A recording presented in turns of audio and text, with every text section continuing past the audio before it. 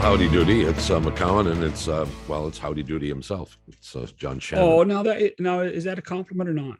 I don't know. I didn't consider the implications when I mentioned it.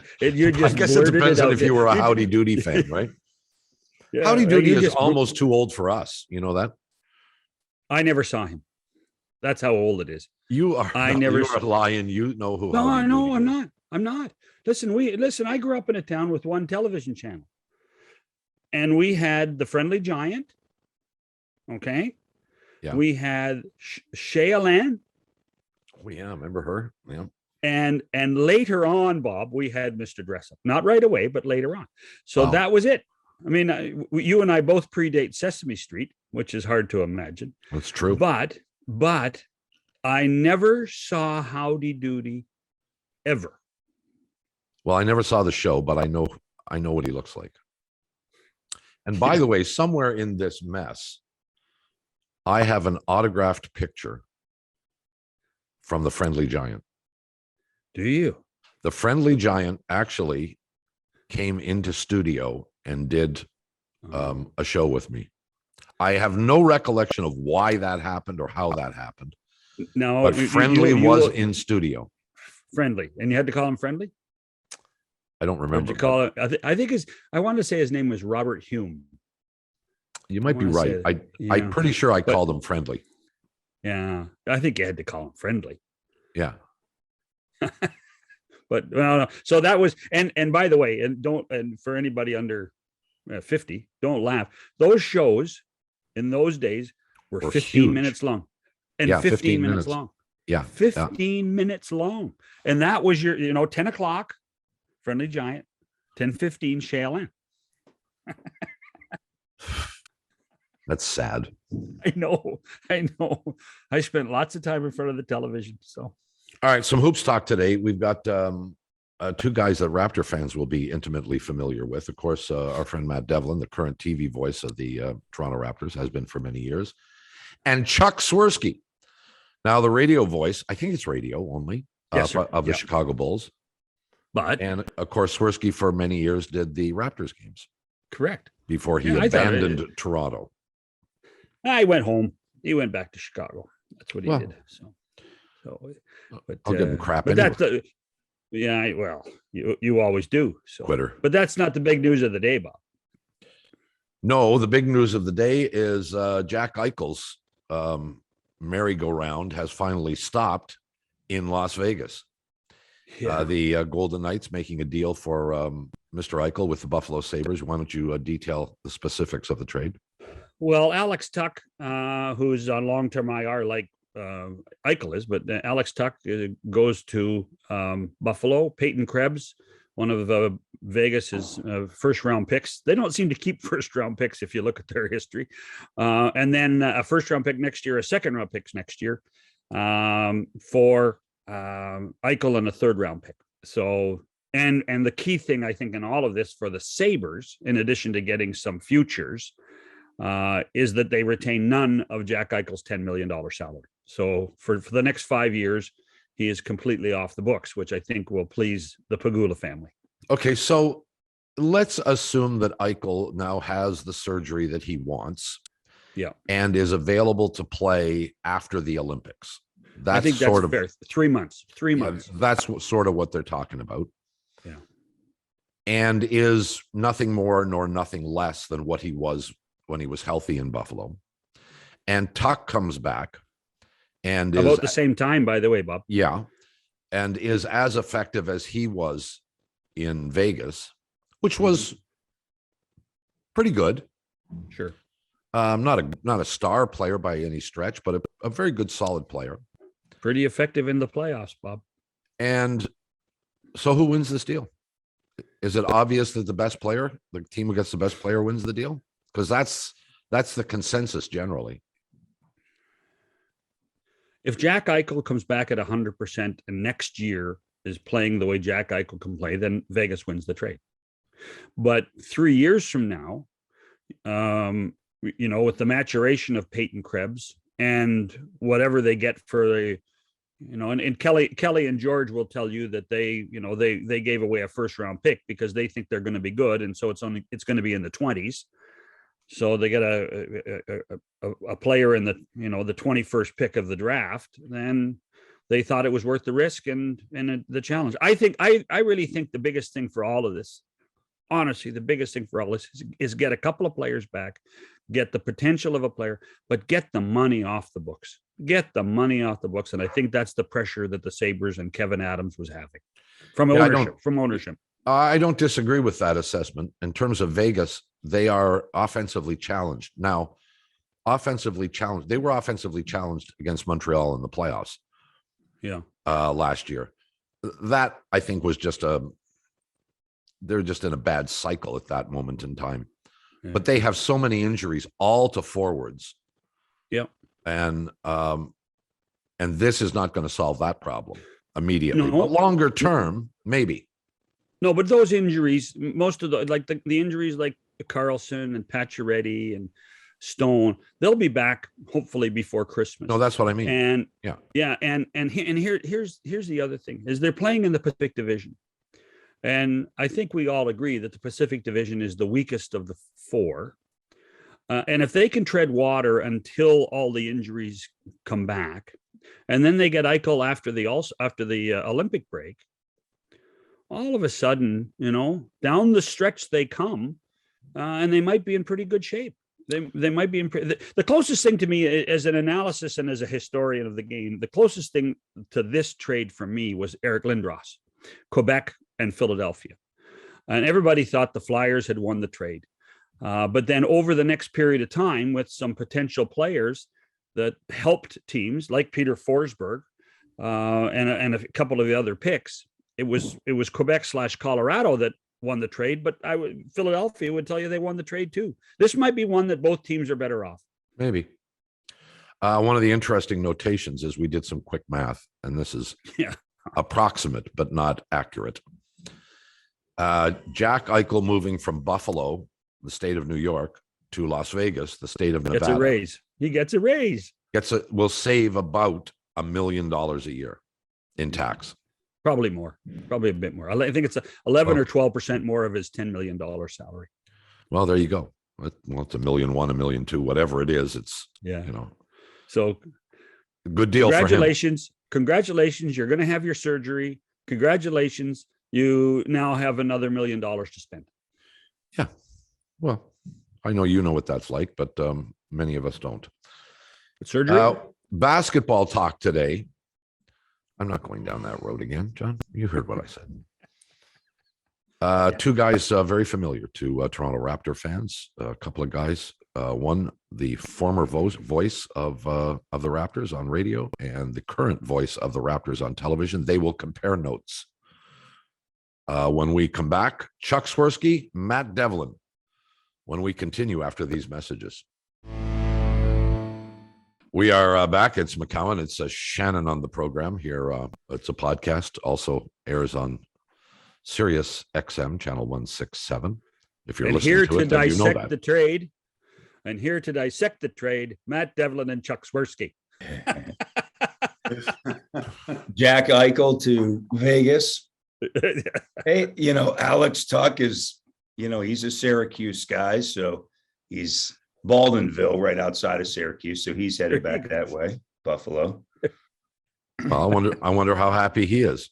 We just mentioned that Eichel saved about $1.2 million in taxes. Yeah, going from New York to Nevada. Tuck's going to get dinged. Not at the same total, but the same rate, going the other direction. Yeah, but closer to home, I guess. Anyway, good to see you two guys. How are you? But by the way, speaking of taxes, have you noticed grocery prices here in the States, Bob? They're like off the charts. I mean, it's real. I just had to get in my soapbox about that. I got news for you. Go try and buy a 2x4. Hey, or fill up your car. Yeah. Gas prices. Everything is just out of sight. It is. It's just two simple words, boys. Two simple words They're going to be the buzzwords of the last 2 months of this year. Supply chain, Yeah, Yeah. supply chain. That's it. yeah. Well, and So, also, question. Bob, we have been on the road. We've had 3 road games so far, 4 road games. And every time we're in a city, you kind of just stop into a drugstore, department store to pick up something. yeah, sure. And the shelves are either barren or semi. Yeah. And so like yesterday in Philadelphia, like the individual behind the counter is saying, well, we have no clue when trucks are showing up. We have no idea what they're going to bring.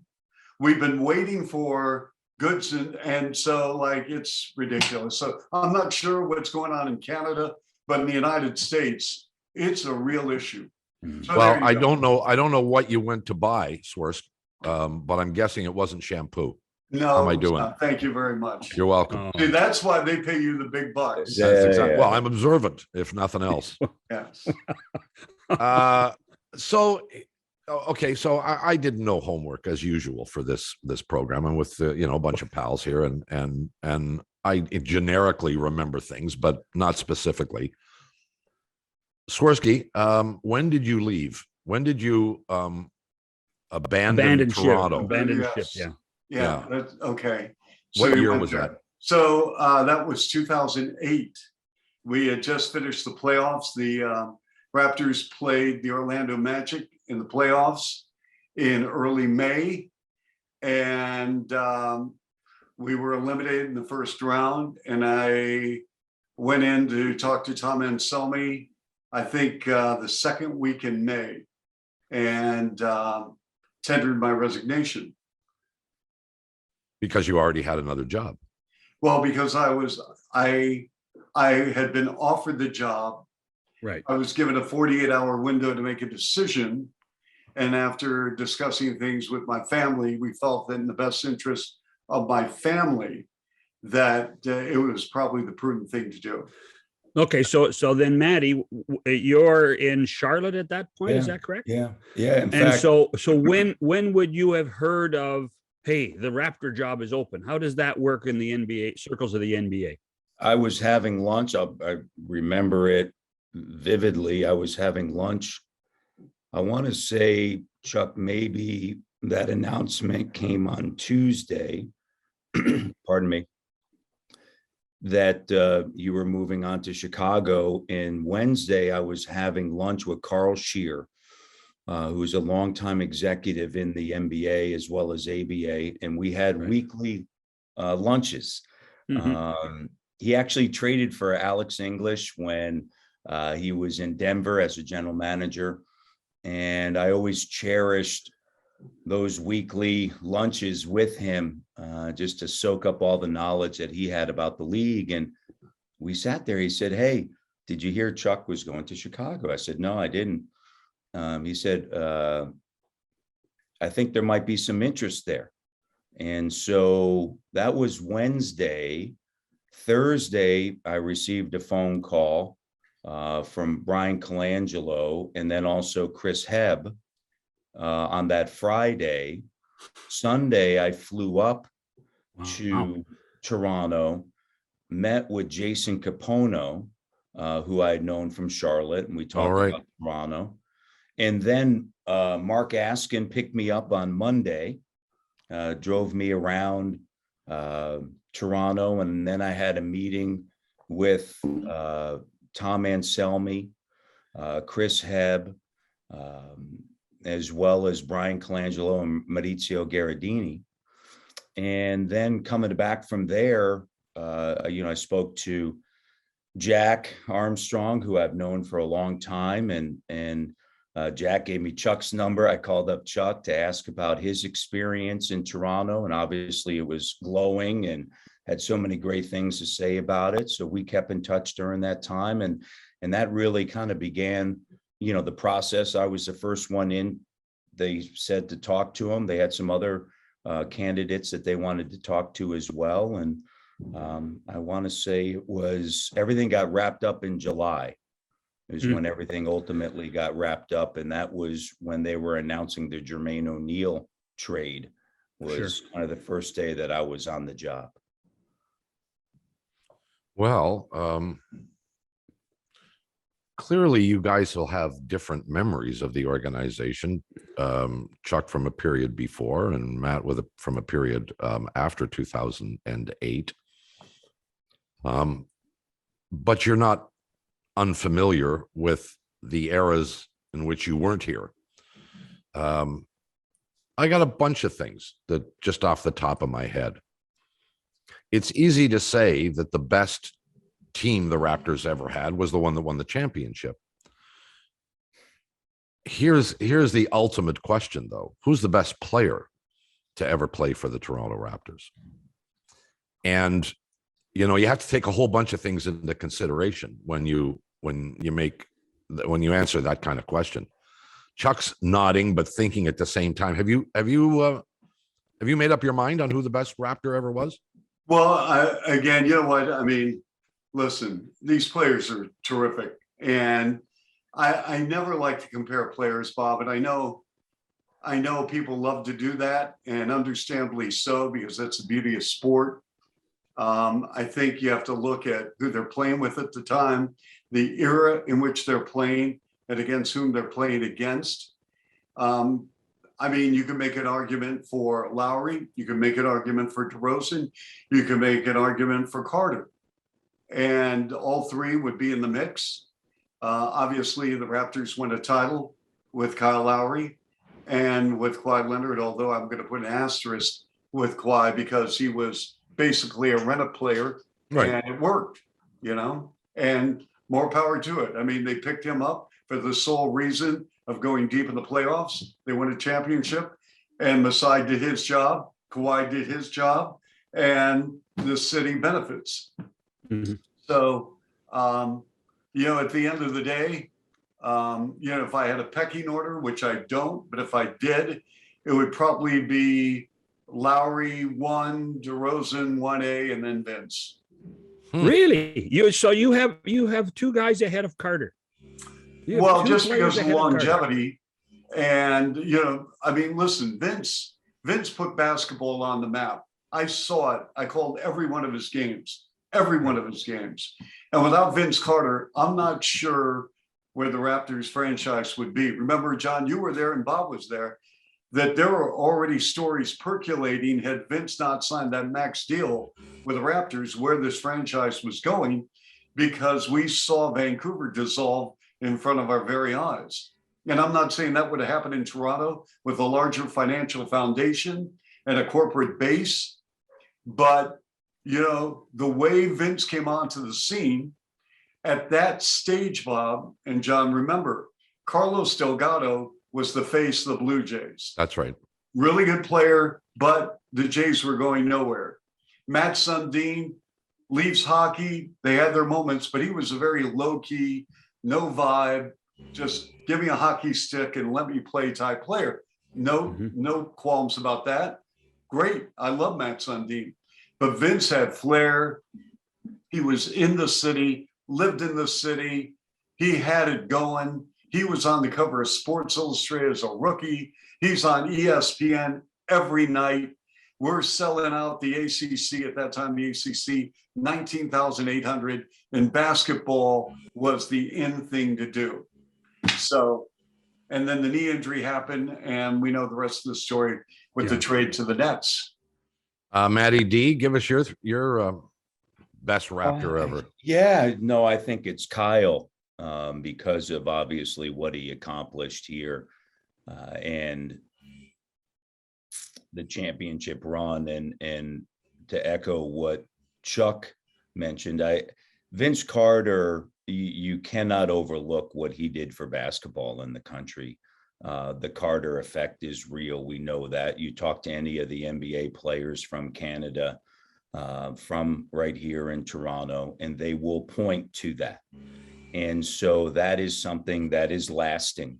And then you're going to have that championship run, and that's going to be lasting as well. And Kyle Lowry, because of the time that he spent here, because of what he was able to accomplish here, to me, he's number one.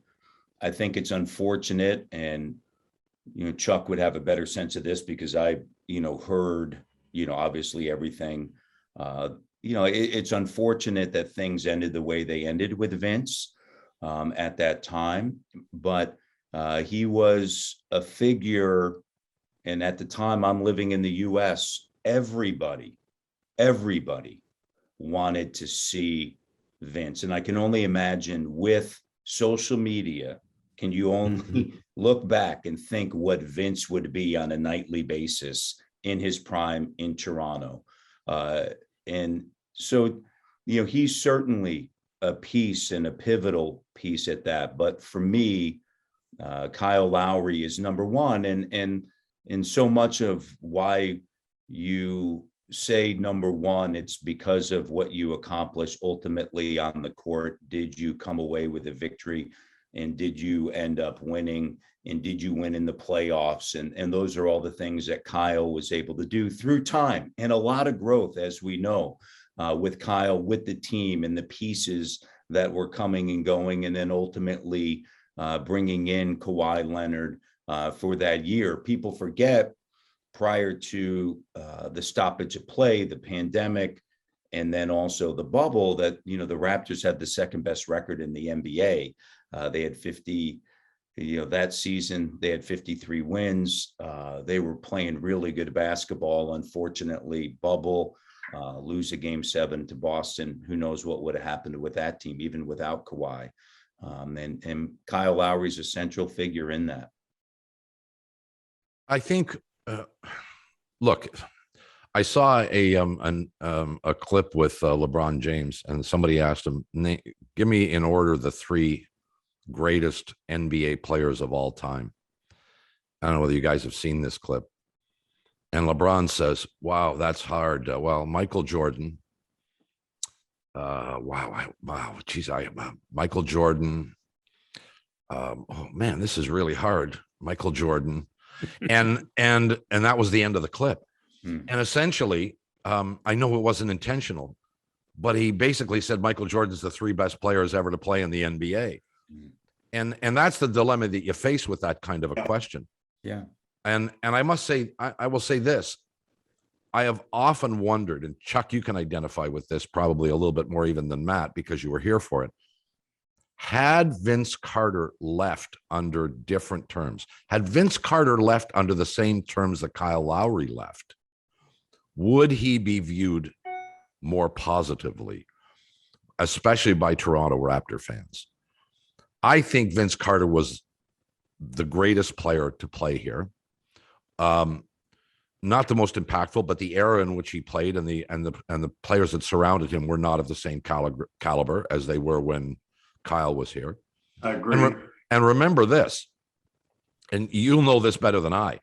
How many times did Vince Carter lead the voting in All-Star balloting? And that doesn't necessarily mean the fans think he's the best player in the NBA, but it tells you he's in the discussion. And I would say to you guys that Kyle Lowry has, with due respect, was never in that conversation. Yeah. Thoughts on that, Chuck? Listen, that's the beauty of a debate. Sure. Matt has an opinion. I've got an opinion. You and John have an opinion, and that's why sport is sport, in the essence of how we view optically a player or a team or an era.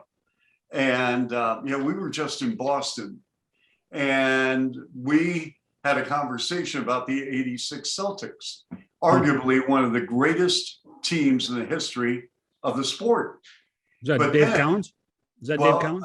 No, this is post Dave Cowens. This is with Bird and McHale and Parrish and Dennis Johnson. And so, and I'm sitting next to a guy every night, Bill Wennington, a proud Canadian of Montreal, and he was a rotation player, part-time starter, but he was on the 72-10 Bulls team.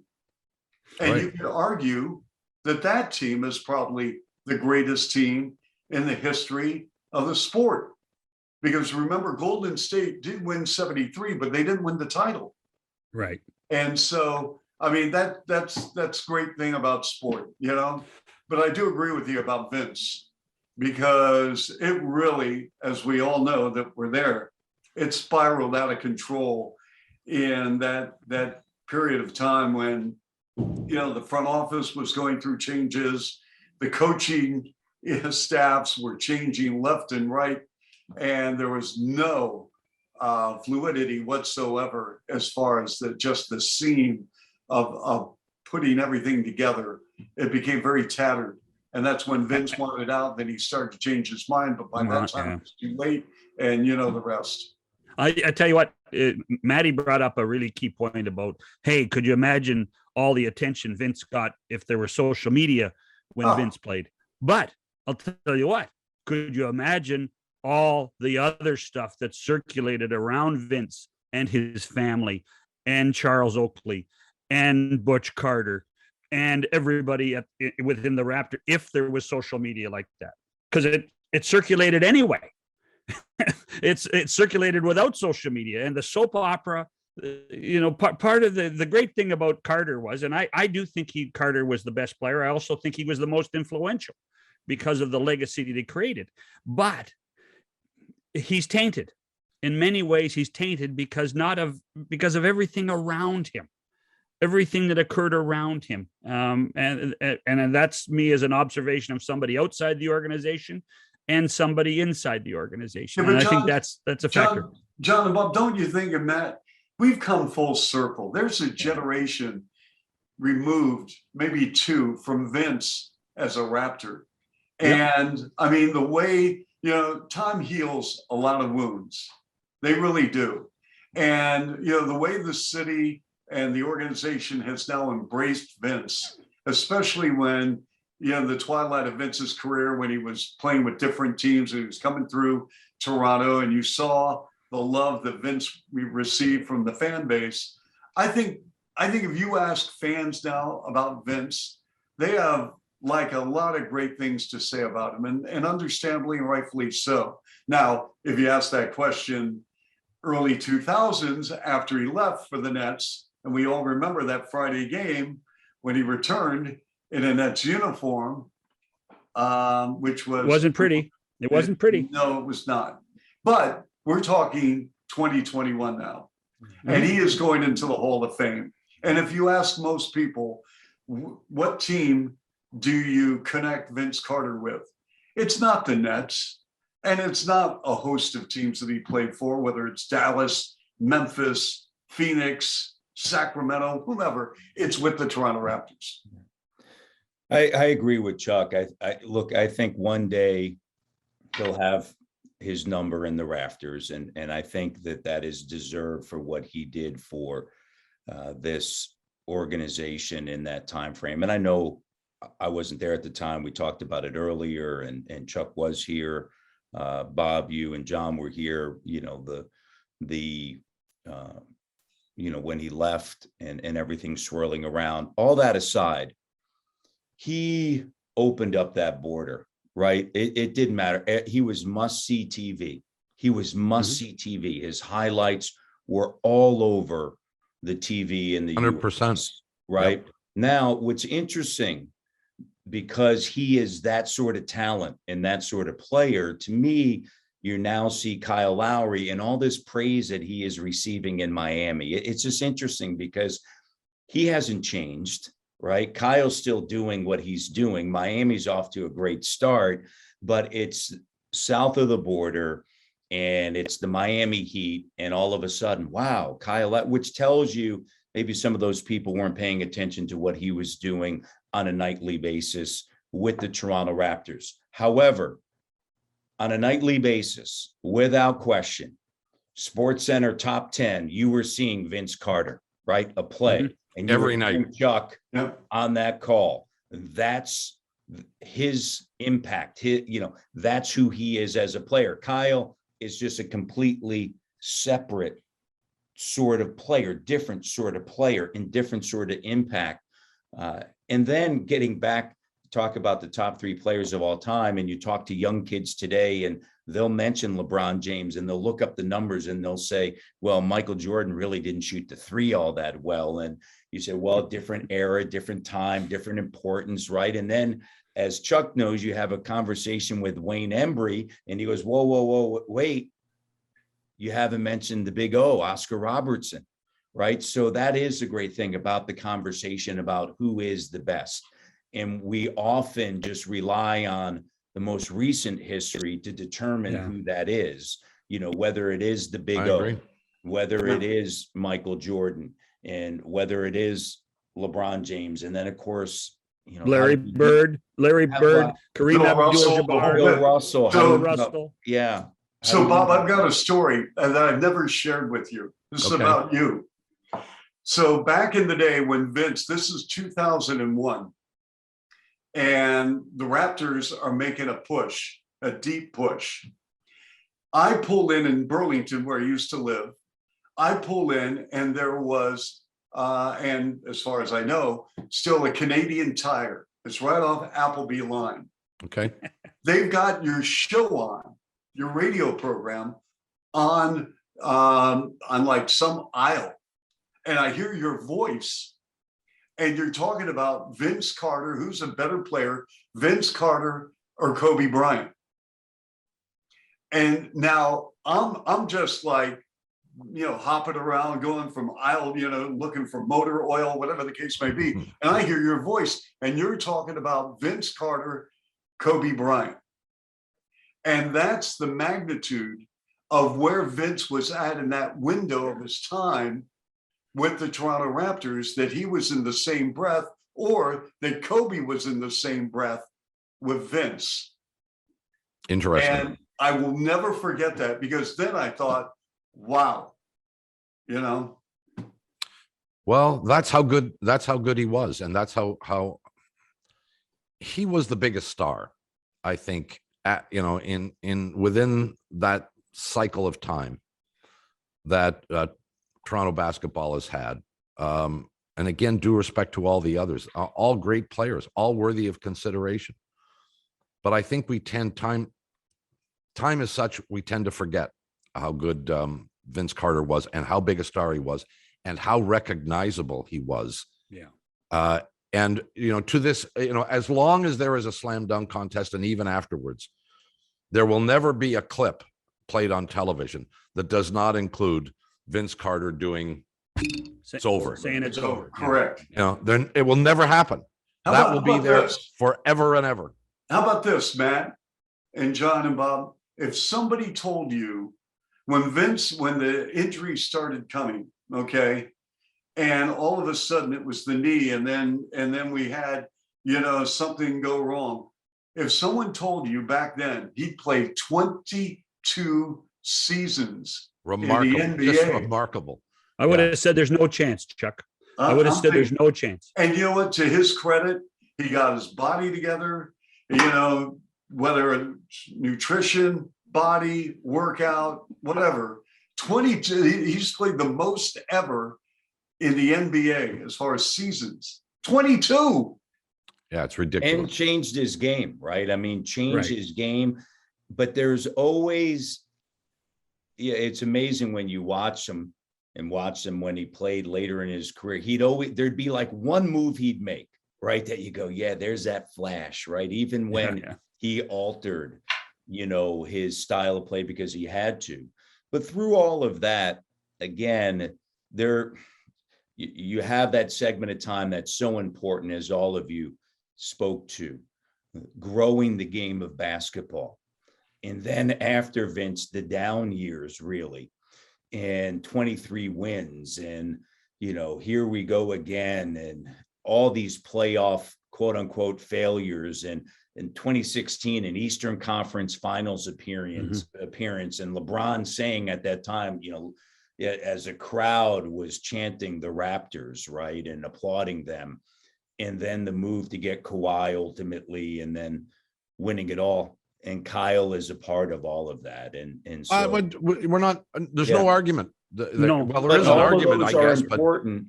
But all of those are important as we continue to, talk about the growth of the game and the franchise as a whole, right? And that's why, going back to what we said, it's always extremely difficult. But when you win, it always changes everything. It's one of the reasons why Michael is considered.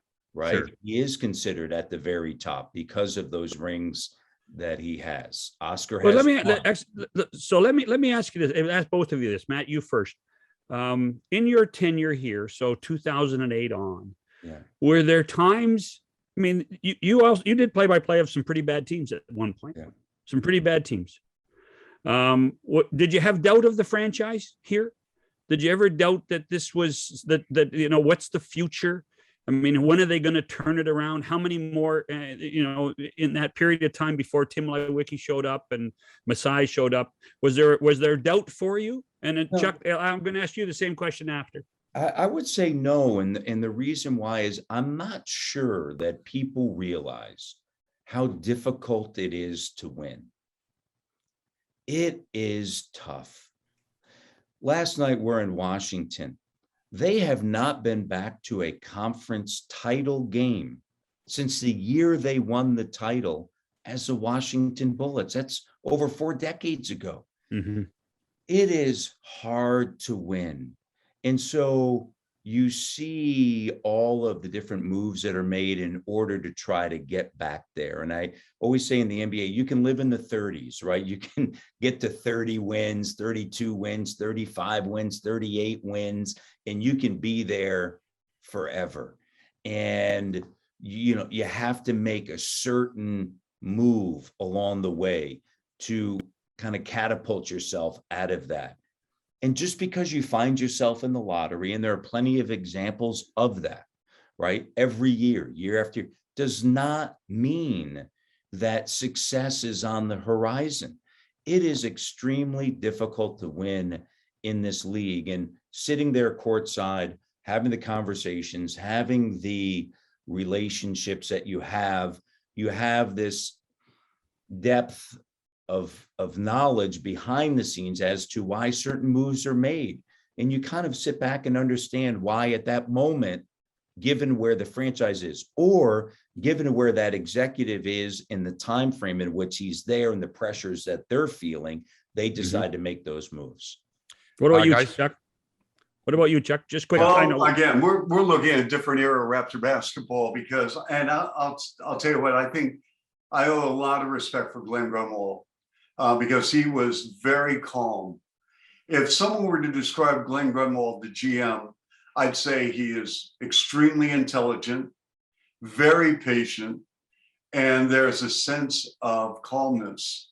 And we were dealing with a lot. Players would be upset because the meat tasted differently in Canada than the United States. They would complain about customs. I mean, seriously, I mean, come on, put your big boy pants on. I could not believe some of the stuff. And Glenn would just say, okay, you know what? We got this. We're going to work with this. There were times, Bob and John, we would fly from Toronto to Buffalo and land on the tarmac. Customs would come on, take the papers, the whole bit, and then we take off from Buffalo to the destination of an NBA city. And, you'd hear the murmurs and the complaints on the plane. But again, you know what? You work through those things. So I never felt once that the franchise was in peril because of the ownership led by Larry Tannenbaum, who to this day is like the absolute best, like the best. But I never felt that this was a franchise that was starting to have its exit meetings and move. Vancouver, yes. Toronto, no. And I'll tell you what Glenn did. When he put together that team with Vince, with guys like Charles Oakley, Kevin Willis, Dee Brown, Doug Christie, these were veteran players. And if you ask Vince of his rookie year, 98, 99, and you look at the composition of that club, there was a reason that Glenn traded a guy like Marcus Camby, who had a huge upside, for a guy like Oakley, who brought a lot to the franchise. I mean, Oak is Oak, and I love Oak. I knew Oak when he was with the Bulls, and to this day, he remains a friend. But I think that Glenn deserves a lot of credit for the formative years of the Toronto Raptors. Here, here. Look at this is the longest single segment we've ever had on this program. We got to take a break, and we're going to come back and chat a little bit more about the present, although not for that long. Time is our enemy. Back after these messages. It's McCowan and Shannon. Chuck Swirsky, Matt Devlin are here. I literally got like 5-6 minutes here to do this.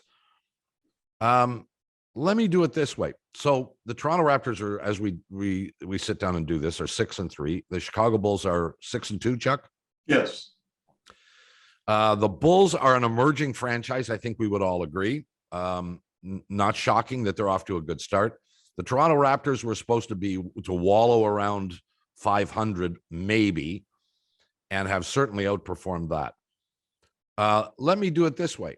Chuck, tell me what you've seen in the Raptors, and Matt, tell me what you see in the Bulls. Chuck, to you first. Okay, well, I see a lot of really good players with the Raptors. I think Masai on the fly is reinventing the wheel with this team. We just saw Toronto, and I love the makeup of that club. I really do. Fred VanVleet from Rockford, about an hour plus away from downtown Chicago. I've followed his career from Auburn High School. Great player. Oh my gosh. But I mean, it's other than that. I mean, Scotty Barnes we have a player that was drafted a year before him, same slot, 4th overall, and in Patrick Williams. And I have followed Florida State's program. We have a Florida State coach on our roster. And I'll tell you what, I love Florida State kids in the NBA. Leonard Hamilton does a magnificent job. So it really doesn't surprise me what's going on with Scotty Barnes. I just like the Raptors. I like where they're at. I like where they're going. I like their cap room situation as they move forward. And I think this is a team that people should not be sleeping on. I think they've got a great upside. Mr. Devlin on the Chicago Bulls.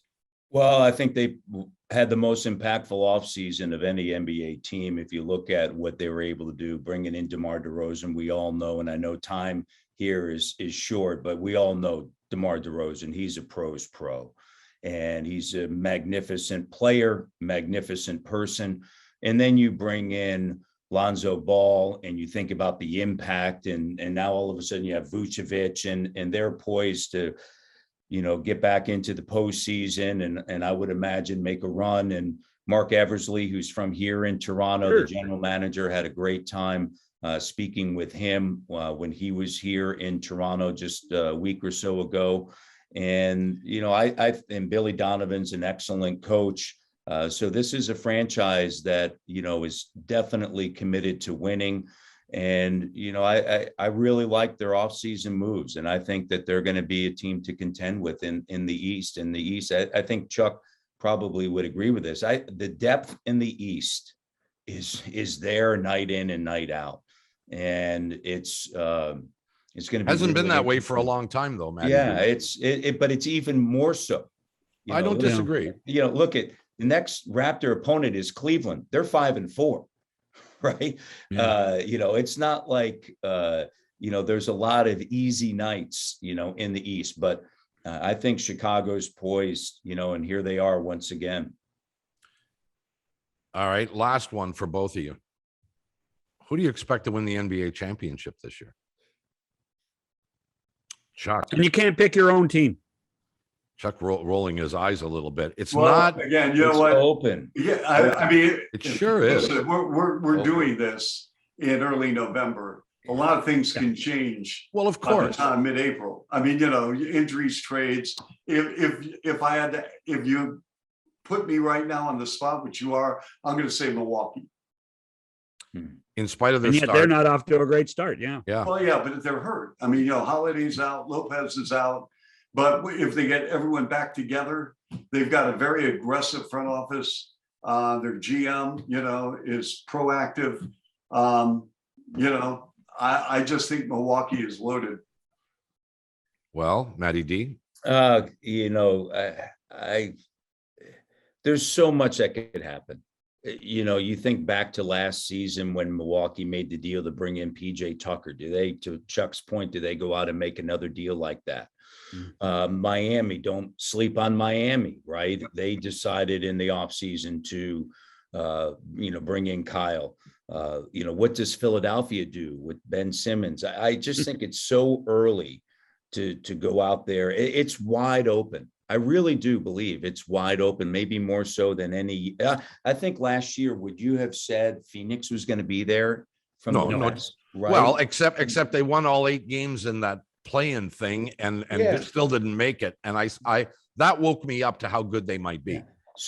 So I to Chuck's point on this, I mean, here we are in early November, and who decides to go out and do a deal that may be able to elevate them a little bit? So I still think there's a lot of time left, and it's an intriguing season because of that, because it is wide open, in my opinion. As good as Milwaukee is, even though they're injured, and Chris Middleton is dealing with health and safety protocols and everything now. So you're waving a white flag. You didn't pick. Yeah, anybody. you did. That's right. Get that white flag out there, Bob. That's right. No, You want to throw your 2 cents in, Shannon? Hockey puck. you know what? I tell you what, I'm sold on Miami right now. I really am. I think that, the discussion we had earlier about Lowry tells you one thing. I just don't want to, I think Pat Riley and Eric Spoelstra, I think they know how to win, and I think they know how to put winners together. And with what they did by getting Lowry and the changes they made, I think that they really are a team to reckon with when it comes to April, May, and June. Well, just for the record, last night I was watching highlights, and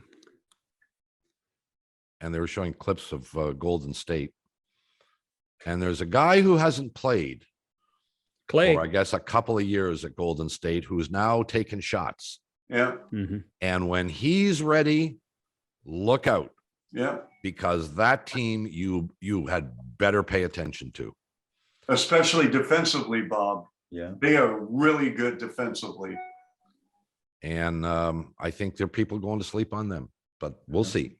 Boys, it was an extreme pleasure. We'd love to be able to do this again, because we barely scratched the surface on the topics that we could discuss, the 4 of us. So we're gonna dig and prod and see if we can get you back at some point down the road. How's that? Yeah, Sounds that's like fine. a deal. And I'll bring my dog Jerry along for the ride as well. Jerry. Hey, Bob, for appearing on your program, do we get like a plate of poutine or what? No, you get another damn thing, Chuck. You get No, I've eternal got There's gratitude. no gift. There's no gift certificates. John told me there was a gift certificate. Chuck, what I've got for you is I've got a Nike sweatshirt with the Illinois flag on it. How's Oh, there you go.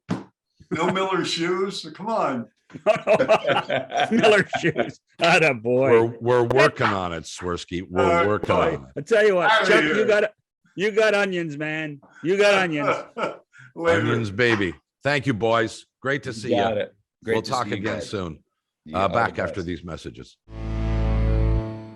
And we're back. And our thanks to Chuck Swirsky, Matt Devlin, for joining us on the program. You're chuckling.